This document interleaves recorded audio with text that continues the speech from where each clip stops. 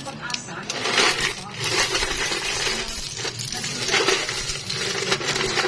nasa ilalim ng kulang na iibig malapit sa lupa at mataas ang polusyon sa hangin.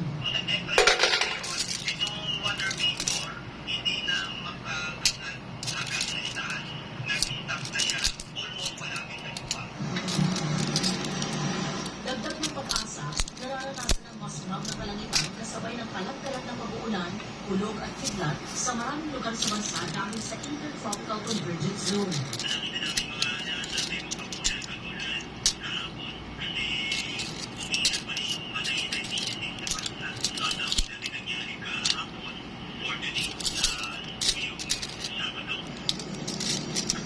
Pasang oras 4 ng madaling araw, ganito ang eksena sa UP Oval sa Quezon City.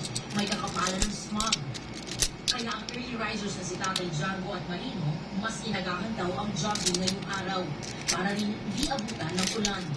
Kasi pag malakas ang ulan, talagang show kami. Pag medyo umaambon kaya malamig, mas maganda sa amin yun bilang runner.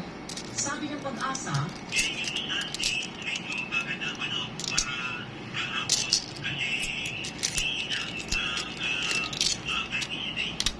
para sa GMA Integrated News, Izzy Gomez, nakatutok, 24 oras.